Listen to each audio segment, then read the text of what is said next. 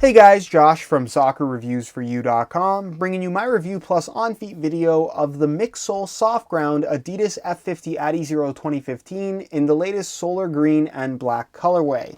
Now inside the box they do include some extras to go along with the shoes. The first thing that they include, given that this is a soft ground stud pattern with removable metal studs, is of course a stud wrench. You can see that it is neon yellow in color, looks pretty cool, and of course does get the job done as far as tightening and removing the actual studs on the shoes. And then of course they do include a string bag, which is the same string bag you would get with a normal pair of F50 adizeros, black in color, black strings. You got that ghost print graphic on the front, the white adizero branding on the front, the Adidas branding on the back, and the open mesh pocket. The difference here, and it's kind of difficult for me to show you guys on camera, is that the one they include with the soft ground shoes is about 40% larger, so it's more of a string backpack as opposed to a string bag. Definitely not something to complain about, but definitely worth noting because for whatever reason the one that you get with the soft grounds is a lot bigger. Other than that, all you get inside the box are of course the shoes themselves. So we'll get these guys out of the box really quickly and we'll take a closer look at the mixed sole soft ground variation of the 2015 F50.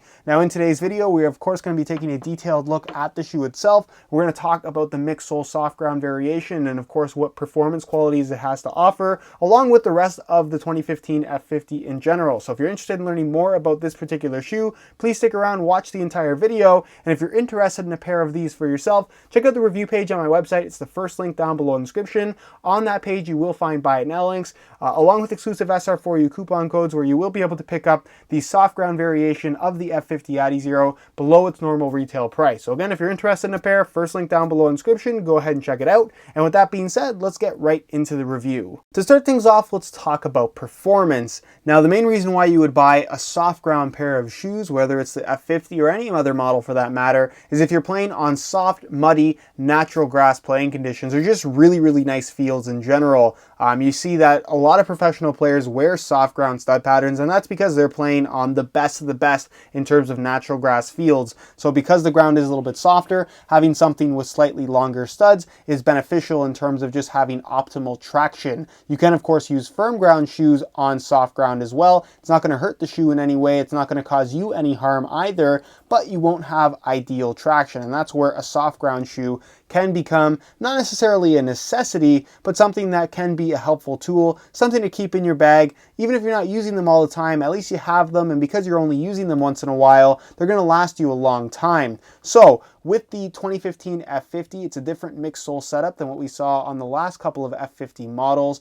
You of course have your 6 screw-in metal studs. The studs themselves are plastic at the bottom and then metal through the middle as well as at the tips, conical in shape as well, as you guys can see. You have 2 at the very back of the heel. They're a little bit further back as opposed to sitting in the middle. And then of course you do have that one center stud like you would find with the firm ground variation. So essentially all they've done here is just replace the 2 molded studs with screw-in metal studs at the heel. And then moving on to the forefoot, you still have your main 6 studs, except the first 4, as you guys can see, are replaced with screw-in metal studs as opposed to molded ones, whereas the back ones closer to the midfoot in the forefoot area remain molded. The difference here is that the studs, the molded studs themselves, are actually a little bit longer. So I have the firm ground variation of the F50 right here, and when you have them side by side, it's maybe a little bit difficult to see on camera, but the heel stud at the back, this is the soft ground variation, you can see how long it is, and then this is the firm ground variation. You can see it's significantly shorter.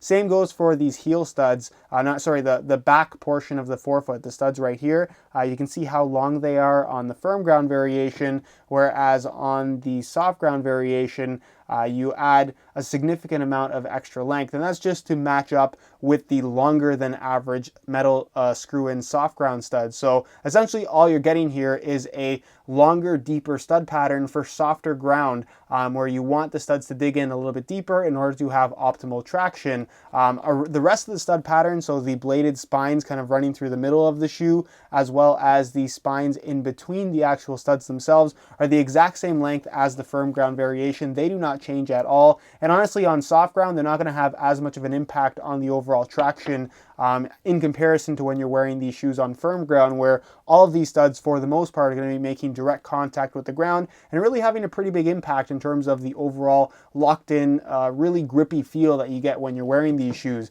You're still going to get really good traction with this particular stud pattern, but what I've found with all soft ground shoes, no matter what the layout is, you're almost always going to have 6 screw-in metal studs, and because of those 6 screw-in metal studs, that is what's going to make the direct contact with the ground, and that's what's going to be providing all of your traction. So while this one might look a little bit different than other mixed sole soft grounds out there, the overall performance is going to be pretty much identical. As far as the sole plate is concerned, it's pretty much the exact same layout. It's a little bit thicker plastic in the forefoot as well as in the heel as a result of having the kind of screw-in points in the actual sole plate for the metal studs themselves. And then as far as the upper and the overall fit of the shoe is concerned, none of that is different whatsoever. This is, of course, the synthetic upper variation. You have a one-piece hybrid touch synthetic. You have the dribble text in the form of the kind of snakeskin-like graphic on the top of the upper. That does provide a little bit of additional grip on the ball, gives you some texture to the upper, to the touch, but honestly isn't super noticeable while you're actually playing in the shoe. It's a thin hybrid touch synthetic material that's soft, flexible, and pretty comfortable from right out of the box, and it does provide a nice barefoot feel on the ball, but at the same time has that very, very slightly padded feel, which is by no means a bad thing, just a little bit different. If you're comparing it to the Vapor 10, it's a little bit thicker, but again, you get that barefoot feel, but with just that little bit of extra something to take the edge off, if you will. You do have a central lacing system, as you guys can see. The tongue is the same thickness of Teijin synthetic, which is really, really nice. You do, of course, have the internal plastic heel counter, a lower cut in the heel, the smooth synthetic leather heel liner with a decent amount of padding, and then, of course, the insole is fully removable. They only include one set with the shoes, and again, it's the same thing you would find with the firm ground version. Synthetic suede lining on top, and one single layer of this decently thick black foam that provides some pretty good step-in comfort. So that's pretty much it as far as tech specs and overall performance is concerned. Again, this is a soft ground stud pattern designed specifically for use on soft, natural grass. I wouldn't use these on firm ground, I wouldn't use these on hard ground, and I especially would not use them on artificial grass. Not only are they not designed for that surface, it's just not the right shoe for that type of playing surface. So you can cause harm to yourself, you can cause damage to the shoes, and like I said, it's really, really important to buy the right shoe for the right type of playing surface. So if you're not playing on soft natural grass, you probably don't have a need for soft ground shoes. When it comes to weight, I don't think that a lot of people consider that the soft ground version of a shoe almost always weighs more than the firm ground variation of the exact same model. So we're going to see what the weight difference is between the firm ground and soft ground versions of the F50 adizero is in real time using this scale. Keep in mind that these are both in brand new condition and both the exact same size 9 US. We'll start off with the firm ground version of the F50, throw it on the scale, and you can see that they weigh in at 7.05 ounces, the equivalent of 200 grams exactly. So we'll change the scale back to ounces, pull these off, and throw on the soft ground variation, and you can see that they weigh in at 8.25 ounces. So a little bit more than an ounce more of extra weight in comparison to the firm ground variation, the equivalent of 234 grams. Is this a significant amount of weight? Not necessarily. With that being said, you will notice a difference between the two variations, both in hand as well as on feet. But again, it really depends on what type of ground that you're playing on, and if the ground that you are playing on is legitimately soft, while the soft ground variation does weigh a little bit more, the benefits that you'll gain in performance just from having better traction is worth that little bit of extra weight. So if you are trying to decide between the firm ground and soft ground version of the F50, or the firm ground and soft ground version of any shoe for that matter, weight really shouldn't be the deciding factor. It really depends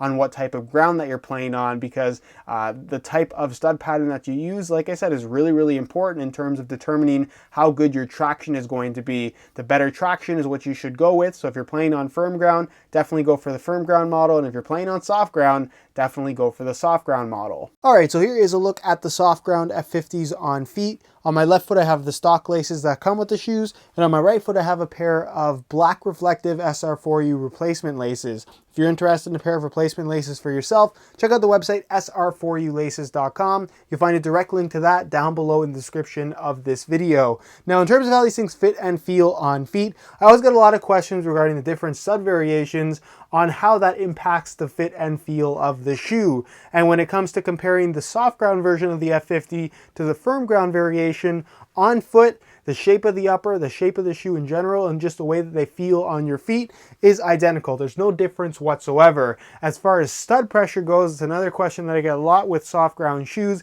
If you're legitimately wearing them on soft ground, you're not going to have any issues at all. If you're wearing them on firm ground, on hard ground, or on artificial grass, the longer studs will result in stud pressure, and that's because you're using a pair of shoes on a surface they were not intended to be used on. So again, as long as you're wearing them on soft ground, you're not going to have any issues with discomfort whatsoever. Other than that, like I said, they fit and feel just like a standard pair of 2015 F50s. It does have a tighter fit overall, but not as tight as something like a Mercurial Vapor 10. It is going to be suitable for most people, I would say, as long as you don't have excessively wide feet. The Hybrid Touch Synthetic is soft and flexible from out of the box and does become a little bit more comfortable after some break-in time, I will say that. As far as width goes, like I said, it is a tighter fitting shoe, will fit most people. And as far as sizing is concerned, I'm wearing my usual size 9 US here, and the fit and the length is absolutely perfect. So if you are looking to order a pair of these for yourself, I would strongly recommend going true to size in order to achieve the best possible fit. All right, guys, that's it for my review of the mixed sole soft ground variation of the 2015 F50. Again, if you guys are interested in a pair of these for yourself,